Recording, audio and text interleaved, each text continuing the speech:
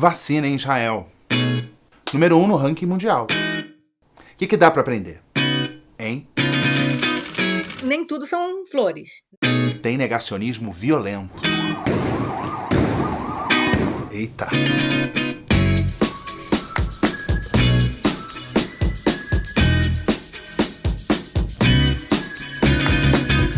Coluna de volta. Tudo bem, gente? Semana passada eu perguntei sobre o tempo do vídeo, que tem ficado ali por volta de 30 minutos. Dando uma olhada nas mensagens de vocês, eu vi que a maioria das pessoas está de acordo com essa média. Muita gente dizendo para ficar mesmo a meu critério. Se valer 30 minutos, que sejam esses 30 minutos. Então, vamos ficar mais ou menos combinado, tá bom?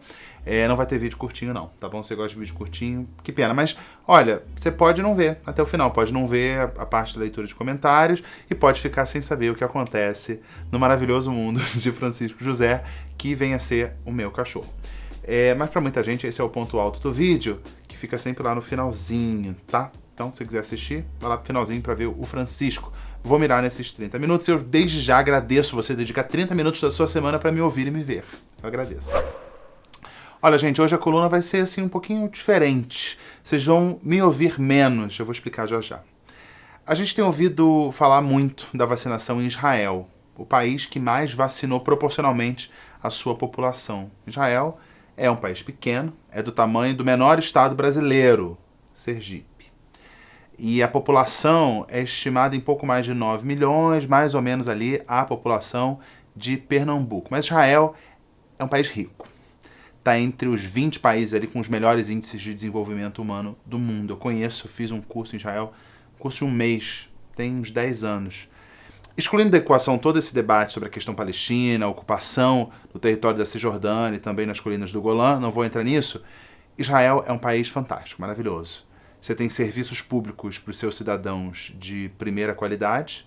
O país é polo de tecnologia, que é exportada para o mundo todo. Desde o sistema de irrigação super sofisticado até a tecnologia da informação. Exemplos, Waze, criação de Israel, sabia?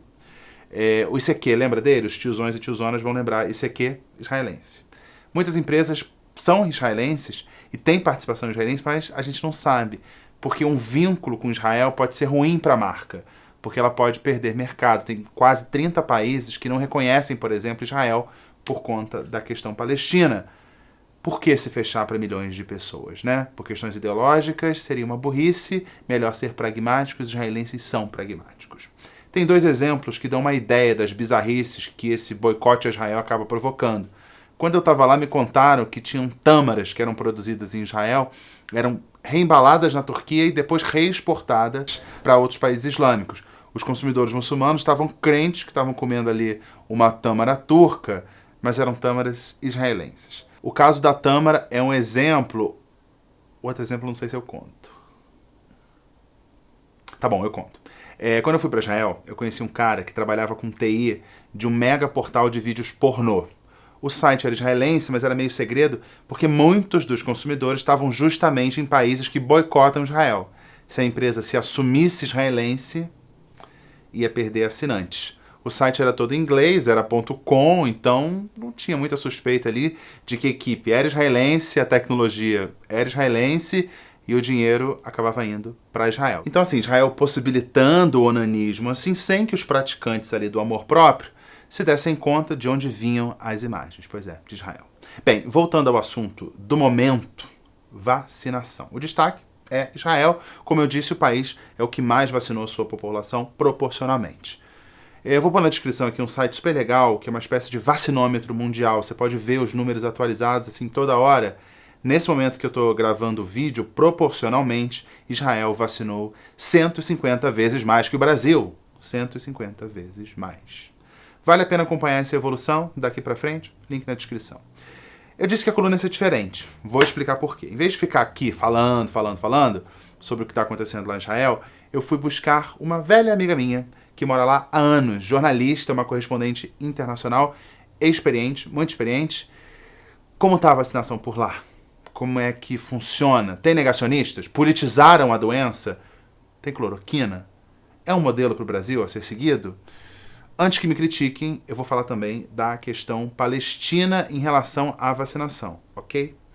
É que Israel é historicamente criticado pelos excessos cometidos contra os palestinos por causa das ocupações nos territórios palestinos e também ao bloqueio à faixa de Gaza, vocês sabem.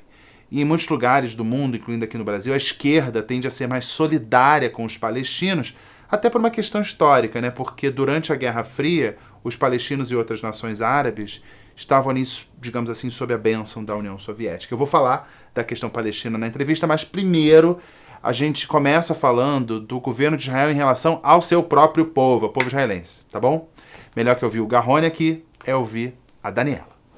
Daniela Crash, você, assim, tá quantos anos aí? Desde 1900 e o quê? Golda Meir? Não, tem um pouco menos. Quanto tempo você tá em Israel? Não, já no ano 2000, já no século XXI. Cheguei aqui em 2003. Eu estou aqui, então vai fazer 18 anos. Daqui a pouco, em setembro, faço 18 anos morando em Israel. Nossa, então a jornalista bem formada em Israel sabe tudo, então por isso que eu te convidei para conversar comigo. Ó, eu sei que você já foi vacinada, a gente vai chegar lá, a gente vai falar disso, mas saiba que a gente vai... Nessa entrevista vai ter um lado que tem inveja do outro, tá? Você consegue trabalhar com isso, tá bem? Sim, desde que não tenha mal olhado, assim, não, é só bem. uma vontade de ser vacinado também, depois eu quero conversar com você sobre isso. Mas eu queria conversar com uma coisa que é quase filosófica. Eu fui a Israel há quase 10 anos, já faz bastante tempo. Eu visitei, por exemplo, hospitais dedicados a ex-combatentes, porque também você tem uma ideia de um povo antes de ter um Estado, né? Então eu sinto esse respeito à vida, respeito ao outro. Então não tem brincadeira, né?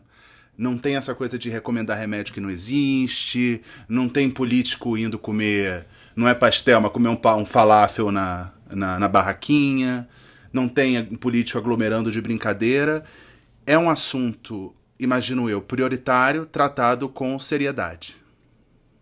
Olha, assim, tudo tem seus níveis, não é claro que você não está longe de ser perfeição, mas é mais ou menos isso que você falou. Por exemplo, aqui criticaram muito o primeiro-ministro Netanyahu e também o presidente, o Rubi Rivlin, porque os dois, na Páscoa do ano passado, se encontraram com os filhos na Páscoa, em Pessah, que a gente chama, que é a Páscoa judaica, em geral as famílias se reúnem com a família inteira, 20 pessoas, 30 pessoas, e aí como já estava no começo desse negócio, falaram, não, agora só pode, a Páscoa desse ano, a ceia é só com a família da casa mesmo, não pode encontrar. E o Netanyahu, ele mora num complexo de primeiro-ministro, lá em Jerusalém, que o filho dele estava morando numa espécie de uma casa do lado desse complexo, dentro do complexo, mas numa outra, no anexo. E aí o filho foi jantar com ele e com a esposa, né? Com o primeiro-ministro e com a esposa. E foi uma crítica geral, não pode. Escândalo. Nem o anexo perto do complexo não podia, e ele pediu desculpas. Existe aqui um policiamento e também... Realmente, você não vê político assim na rua, sem máscara e fazendo qualquer coisa, comendo falafel na rua. Realmente você não vê. Eu consultei um gráfico que eu vou botar aqui na descrição, que mostra lá o ranking de vacinação. Israel está lá na frente, em primeiro lugar. E é um país muito organizado. Lembrando da minha ida a Israel, no tempo que eu fui não tinha smartphone. Mas tinha um sistema, por exemplo, de aviso, de alerta em caso de ataque terrorista, que já não tinha há muito tempo, mas esse sistema de alerta via SMS já estava completamente implementado. Então tem uma eficiência do Estado aí que é uma coisa absurda. Como é que está essa vacinação? Segue essa eficiência tradicional aí em Israel? Olha, a vacinação aqui, a gente realmente começou no dia 19 de dezembro, com o primeiro-ministro Netanyahu ao vivo, às 8 horas da noite, ao vivo nas televisões e rádios nacionais, tomando a vacina, o primeiro, para dar o exemplo. E no dia 20, então, começou a vacinação para todo mundo. Aqui tem 4 sistemas de saúde paralelos, é como se tivesse 4 SUS. São 4 planos de saúde que todas as pessoas de Israel têm a obrigação e o direito de escolher um desses 4, né? São 4 paralelos que competem entre si também para exatamente a ideia era que não tem um monopólio, né? São 4, mas é de graça. Quer dizer, então você, na verdade, tem aqui cobertura de saúde, tudo de graça, a vacinação é de graça, exame tudo de graça, você não paga nada. E como cada pessoa tem um plano de saúde desde que nasceu, e sabe exatamente onde é a clínica que ele vai, tem um médico de família, que é o médico dele e tal, não sei o quê. Então, como isso já está organizado, na hora de fazer a vacinação é fácil, tem que marcar a hora, vai, no dia seguinte tem hora e não sei o quê, normal, como se o cara estivesse marcando uma hora para tomar vacina de gripe, entendeu? Eu, por exemplo, quando me vacinei, entrei... Você não tem 60 anos, mas como é que você faz? Por que Pois você vacinou? aí depois de mais ou menos uns 20 dias, ou 15 dias, foram só 60 anos. E aí já chegou um número muito alto de vacinados com 60 anos para cima. Acho que já de 70 para cima, acho que já mais de 80% vacinados aqui. Então, eles começaram a baixar as idades. Hoje, por exemplo, está em 45. E aí, depois que baixou para 45, eles começaram também a pensar na volta às aulas. Então, eles concluíram...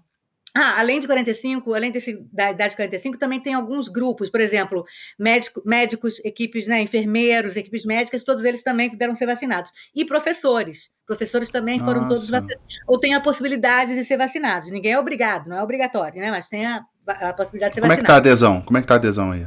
Pois é, entre os a mais de 60 anos e os médicos, a adesão é muito grande, muito grande. No começo, tinha algumas equipes médicas, enfermeiros, pessoas que não são exatamente médicos, tal, de hospitais, que ainda estavam meio hesitantes, tal, não sei o quê, mas assim que a vacinação começou, essa hesitação começou a baixar. Então, o governo começou a pensar que vai voltar às aulas a partir da semana que vem. Então, era bom que os alunos, principalmente que vão fazer o vestibular, digamos, daqui, né, o Enem daqui e tal, que eles pudessem vacinar para poder voltar às aulas com menos possibilidade de infecção. A ideia do governo é vacinar, tipo, mais de 80%.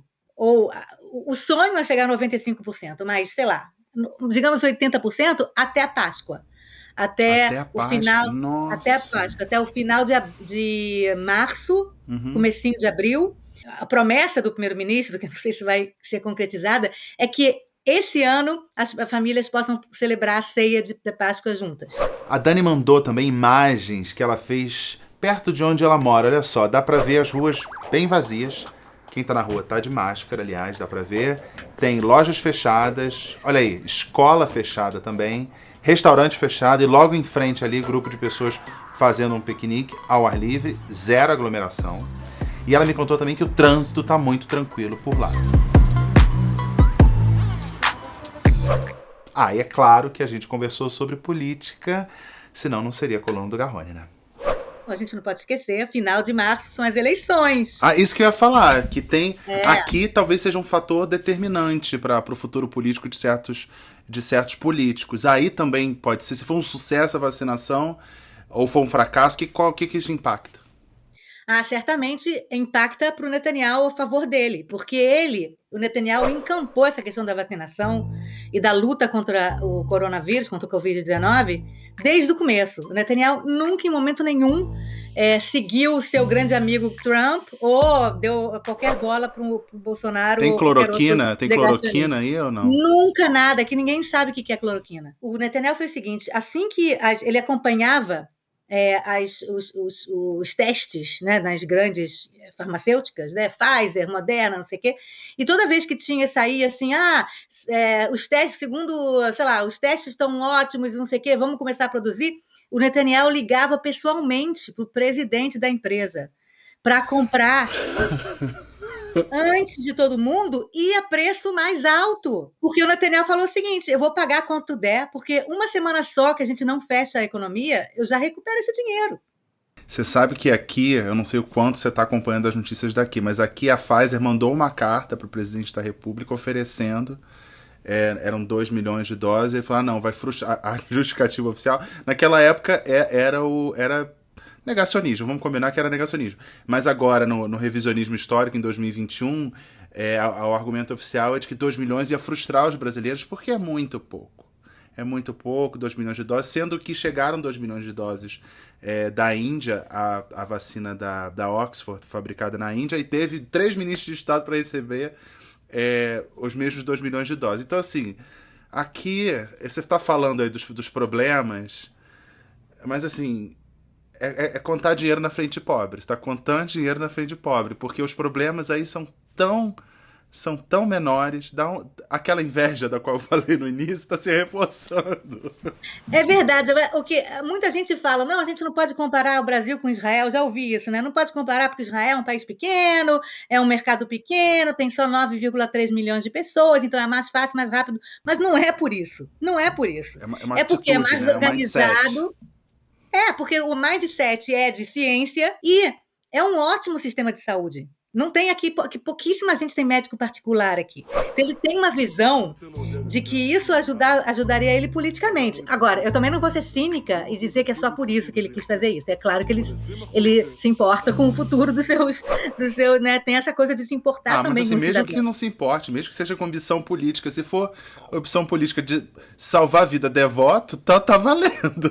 Tá valendo. Exatamente. Então, para ele também, então, eu acho interessante isso, porque ele linkou o sucesso da vacinação e a queda, né, da epidemia em Israel ao seu sucesso político nas próximas eleições.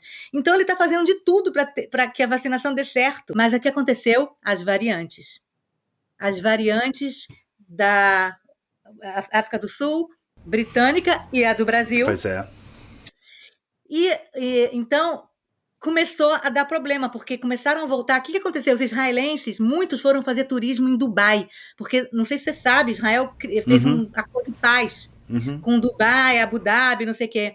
E aí, uma das coisas do acordo de paz é vamos fazer o turismo entre as duas nações. E um monte de israelenses que estavam fazendo turismo lá voltou com a variante britânica para Israel. Nossa. E aí, o que aconteceu? Israel fechou todos os aeroportos. Não entra e não sai nenhum voo. O que eu acho interessante, porque essa ideia de se isolar vai acabar transformando Israel num grande laboratório de eficiência da vacina.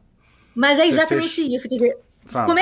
A pergunta é como é que o Netanyahu conseguiu tantas vacinas da Pfizer? O Netanyahu falou para eles, a gente vai dar para vocês todos os dados que a gente tiver sobre a vacinação, quanto é que está caindo em cada hospital, por grupo de idade, por não sei o que. A gente vai virar a cobaia de vocês. O Israel está mandando para a Pfizer todos os resultados da vacinação aqui.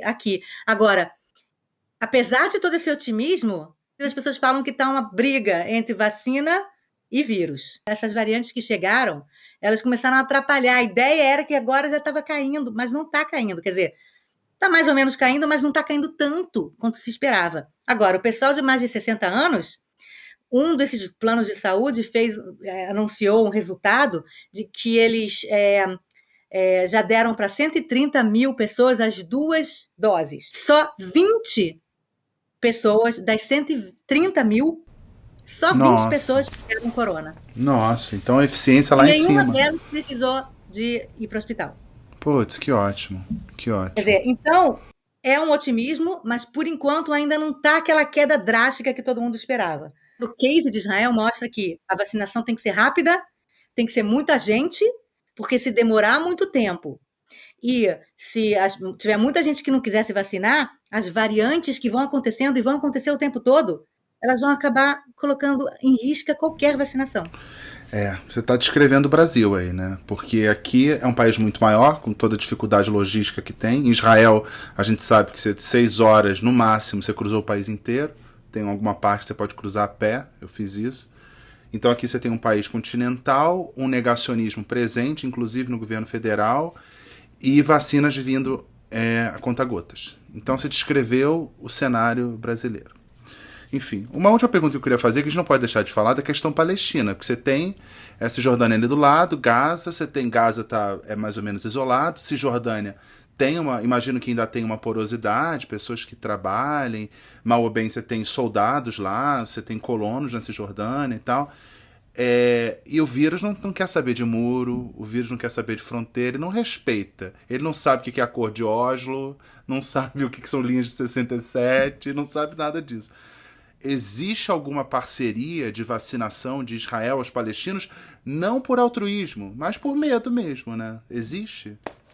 Olha, esse é um assunto que está muito em voga ultimamente, né? Desde que no começo de janeiro, um jornal britânico chamado The Guardian, que é um jornal conhecidamente anti-Israel, publicou uma matéria dizendo que Israel está negando a vacina aos palestinos. Depois da matéria do The Guardian, a Anistia Internacional, a ONU, vários órgãos internacionais, organismos internacionais, começaram a exigir, né, através de cartas abertas, tal e tudo, exigir que Israel vacine todos os palestinos, incluindo Gaza, que Israel já não está há 15 anos em Gaza, saiu em 2005, 16 anos, incluindo Gaza, Israel tem a obrigação de vacinar, porque Porque é uma potência ocupadora. Convenção de Genebra, Israel é responsável pela saúde pública do lugar onde ela ocupa, né?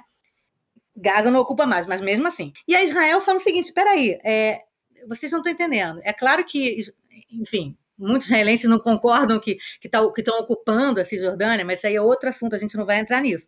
Mas mesmo que concorda ou não concorda que esteja ocupando, está lá a presença militar israelense lá. Os israelenses falam o seguinte, mas espera aí, pelos acordos de Oslo, né? Pelos acordos de Oslo, os palestinos têm um governo, os palestinos têm o Ministério da Saúde, os palestinos têm umas clínicas e hospitais excelentes, por mais que a ideia no Brasil é de que é uma confusão, mas não é. Os palestinos, pelo menos da Cisjordânia, eles têm planos de saúde, eles têm hospitais, eles têm clínicas, até porque eles veem o modelo israelense, eles são muito bem organizados.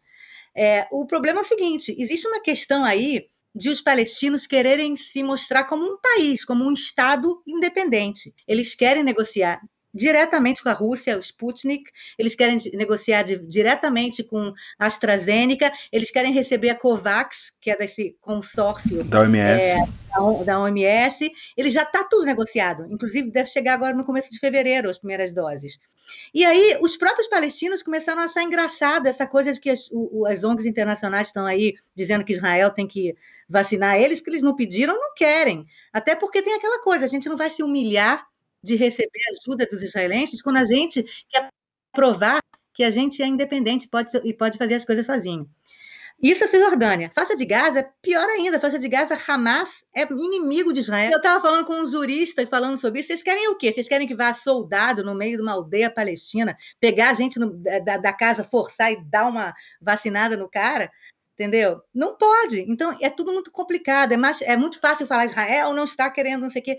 Como você falou, para os israelenses tem todo o interesse que todo mundo aqui esteja vacinado. Essa conversa foi boa para a gente ver como a política pública pode funcionar. É uma decisão, tem primeiro uma decisão e depois a capacidade, né? A gente não chegou nem na parte da capacidade, a gente está ainda questionando a decisão de se é importante tomar a vacina ou não. A gente está alguns passos atrás e é bom a gente ter referência, porque eu sempre acho que a ideia de viajar e conhecer outros países é importante, porque aqui no Brasil às vezes você tem umas verdades absolutas. Fala, é assim mesmo, o ser humano é assim. Não. Pode funcionar, funciona de outro jeito, se tiver empenho, vontade política e tal. E você trouxe um ótimo exemplo aqui, eu agradeço por essa conversa, que foi ótima. Eu quero só botar uma última coisa, não sei se você vai querer cortar isso. Não, pode falar, fala aí. Nem tudo são flores, né? Você tem 2 nichos da população que correspondem a quase 30% da população que são que têm mais com problemas de se vacinar, ou até nem tanto se vacinar, mas mais de manter as instruções, de honrar as orientações do distanciamento social, esse tipo de coisa. Um grupo são os árabes israelenses, que são 20% da população. Eles são mais céticos, eles são mais hesitantes em relação ao que o governo manda fazer. Então, você vê que o nível de vacinação entre os árabes israelenses é um pouco menor. Mas como eles estão vendo que o resto está se vacinando, isso está diminuindo, tá? Mas tem um pouco. Agora, eles têm muito essa questão da sociabilização de fazer eventos de centenas de pessoas para casamentos, para não sei o que. Eles fazem assim,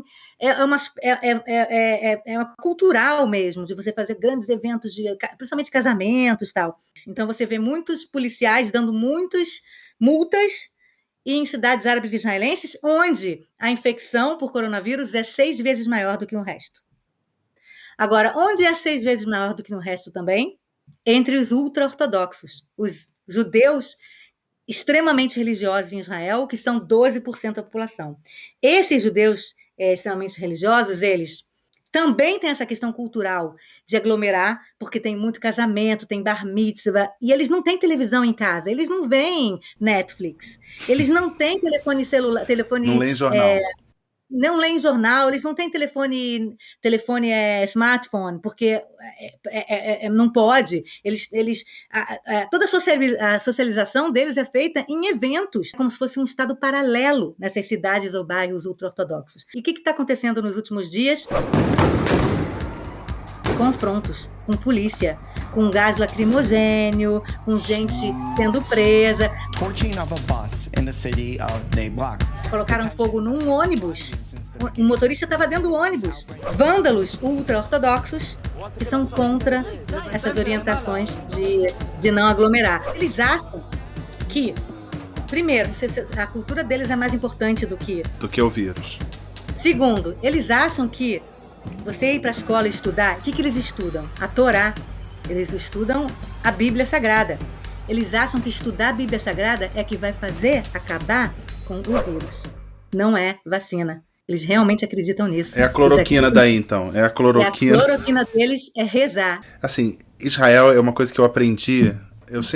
Eu leio, li antes de ter visitado Israel, mas quando você chega aí, você vê que a coisa é muito mais complexa. Você fala, é um país de 9 milhões de habitantes.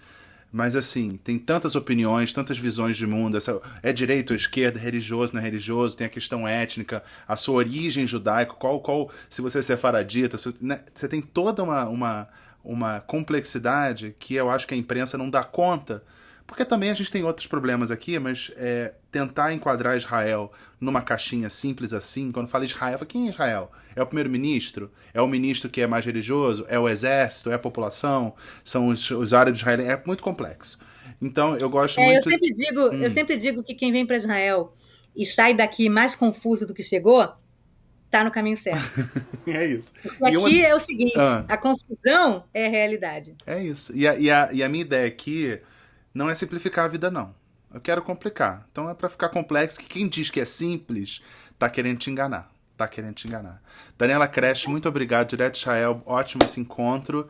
Papo longo, mas é bom pra gente ter essa perspectiva de como tá tudo aí, como tá bem diferente daqui. Obrigado, até a próxima. Obrigada a você, Garrone. Gostaram da Daniela? Eu acho ela ótima, porque ela fala de questões bem complexas com uma intimidade de um jeito que todo mundo entende. E a Dani já me avisou que só de falar de Israel, só de botar Israel no título, eu vou receber visitas de haters. Então, bem-vindo, se você tá vindo aqui e você é hater, bem-vindo ao meu canal, essa é a coluna do Garrone, tá? Só não chega a minha mãe não, tá? Nem o meu cachorro, por favor. Mas é isso, a ideia aqui é levantar algumas informações, porque eu acho que tá se falando pouco da situação de Israel aqui na imprensa brasileira. Temos outras prioridades, por exemplo. Longe de querer achar que Israel é um exemplo perfeito a ser seguido, a gente tem que pensar que o país está funcionando como um grande laboratório para a gente confirmar a eficácia das vacinas e também a necessidade da manutenção de medidas de isolamento, apesar da imunização já estar rolando e já está bem mais avançado do que aqui. Então, imagina no Brasil. Não dá para relaxar. Outro detalhe que eu acho importante destacar é a tal da nova variante. Israel, assim como a União Europeia, Reino Unido, Estados Unidos, todo mundo olhando para o Brasil com muita cautela. Afinal, é daqui uma dessas novas variantes mais agressivas. E nós, eu imagino que a maioria das pessoas estejam aqui no Brasil também, nós estamos vivendo no Brasil, país onde justamente circula essa nova cepa. E vocês não têm essa sensação de que a preocupação não está à altura do risco? O mundo morrendo de medo da gente e a gente achando que isso é bossa nova, isso é muito natural. Não é. Estamos no pior momento da pandemia. 1.000 mortos por dia não é normal. Pega, por exemplo, 3 grandes acidentes aéreos nos últimos anos aqui no Brasil. A queda do avião da Gol, sobre a Amazônia em 2006, mais de 150 mortos. 2007, o avião da TAM, que não parou na pista de Congonhas, mais de 180 mortos. E a queda do avião da Air France no Oceano Atlântico em 2009, mais de 210 mortos, somando, dá mais de 550 mortos. Estão morrendo por dia, quase o dobro da queda de 3 aviões de passageiros grandes, todo dia. Isso não é normal. Estamos cansados, quarentena, abre e fecha, isolamento, sim, tá foda, tá osso. Mas isso não torna a situação menos grave. Lembre, 1.000 pessoas, 6 aviões de grande porte caindo por dia. Já que aqui a gente fala da vida pessoal, eu tô tentando ser super prudente, o mais prudente possível nessa pandemia. Eu tive sintomas faz 2 semanas, fiquei super tenso. Por mais que eu saiba que eu não sou do grupo de risco, lá me isolei 2 semanas, nem ao mercado eu fui, e fiz 2 testes, saíram o resultado ontem. Tudo negativo, fiquei super aliviado. E mais aliviado ainda porque eu tenho a certeza de que eu não contaminei ninguém. Isso foi uma notícia boa. Eu tive sintomas, mas não era Covid. Que bom, eu devia ter ganhado, eu botei até no Twitter, né? Devia pelo menos ter ganhado uns anticorpos, assim, de brinde, não rolou. Então eu tô sem anticorpo, então mais do que nunca, vem vacina. Então, vou pegar aqui as mensagens relativas à coluna da semana passada. Na semana passada, eu falei do trabalho do Pazuello. O que vocês estão achando do trabalho do ministro Pazuello? Muito criticado. STF de olho, PGR de olho, PF investigando, TCU de olho, muita gente de olho. Eu tô achando que vão meio que jogar ele assim aos leões. A pessoa acima dele vai passar assim, ó, tranquilo, vai fingir que não é com ele. Tô achando. Diz o Armed Max, ou Max, não sei, General Pazuello. Tem uns trocadilhos com o nome dele. Tem aqui o Eliran Miranda, fala Ministro Pesadelo. Tem uns trocadilhos que ajudam bastante. Quando as autoridades não se dão a respeito, a gente pode brincar com elas, sim, né? Lu Canadá. Oi, Lu Canadá, tudo bem? Garrone, não te conhecia. Bom, prazer, Lu. Moro no Canadá já tem 20 anos, mas a pandemia me fez descobrir muitos canais legais e me reconectar de alguma forma com o Brasil. Adoro seu canal, 4 quartos e sua coluna no Professor Karnal. Tem aqui minha coluna lá no canal do Professor Leandro Karnal. Vai lá e dá uma olhada. Você fala tudo que eu quero ouvir. Gente, mas essa não é ideia não, hein? Essa é a ideia não. Tem que falar coisa que também não gosta. Também não quero ser consenso. Consenso também é chato. Beijos e continue firme no seu ótimo trabalho. Beijo, Lu do Canadá. Lu Canadá. Muito perna hoje, hein? Tô ousado. Ó, Tanise Dornelles. Amo tua voz. A qualidade informativa é ótima. Sucesso. Cara, isso é uma coisa muito difícil, porque tem um trabalho quase de aceitação, que eu sempre fui acostumado a trabalhar no bastidor, como editor e tal, e você se vê é ruim, né? É difícil se ver, porque o que você vê não é exatamente você, tem um pouquinho de personagem ali, que você nunca se vê de fora, as pessoas se veem no espelho, é difícil. Então tem um trabalho, e a voz é outra questão, e tem a voz que tem um sotaque carioca também, que já teve gente que reclamou. Então é um trabalho de aceitação. Então você falar que gosta da minha voz, é estranho, mas eu acho... Não gosto, mas assim, me acostumou. E quando eu vou editar, quando você está editando, você acaba se ouvindo várias vezes. Então é estranho. E também o processo de edição é engraçado. Quando eu estou editando, não parece que sou eu, parece que é outra pessoa. Eu não sei se vocês entenderam alguma coisa. Não sei se entenderam, mas tem um processo ali quase terapêutico, de autoconhecimento. E é interessante. Vamos falar da minha mãe? Ó, gente, não sei o que aconteceu. Minha mãe não mandou o vídeo dela. Tá aqui o espacinho pra eu botar aqui, ó. Tá faltando aqui, ó. Só pra inserir aqui. E ela não mandou o vídeo dela. Não tá respondendo minhas mensagens. Será que eu vou ter que aumentar o cachê da minha mãe? Será que é isso? Será que é uma reivindicação, greve? O que será que está acontecendo? Então, fica pra semana que vem a participação da minha mãe. A boca secou é sinal de que eu tenho que terminar o vídeo. Fica com o convite, tem a coluna que vai ao ar toda quarta-feira, 8h30. Se você tá vendo, provavelmente você sabe. E ao vivo, 4 quartos. A coluna não precisa ver logo na estreia.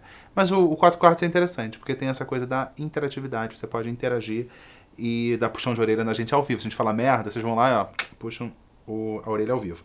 Caminhando pro fim, vocês sabem que no final tem coluna do Francisco. E o Francisco tá com uma peculiaridade que eu já tinha visto em outros cachorros, mas não no Francisco.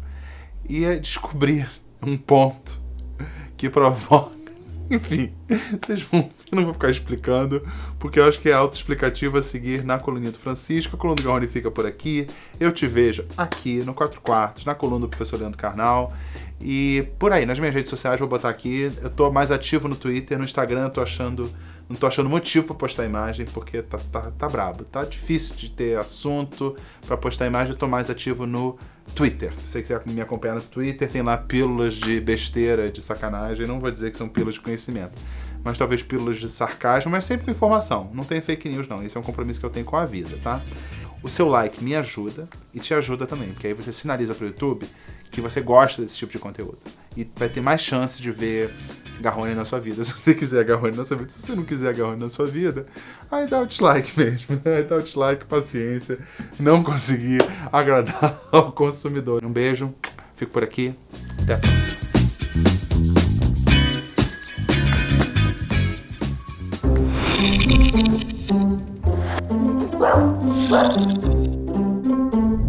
Eu descobri essa nova habilidade dele. Na verdade não é uma habilidade porque não é voluntário. Na minha infância a gente chamava de lambretinha. Vamos ver, porque aquela coisa da mobilete, de pegar no tranco, já achei aqui. É isso aí! Alguém me explica o que é isso? Alguma explicação técnica? E que é isso, velho, lambretinha? Tem um pouco de bullying aí, desculpa.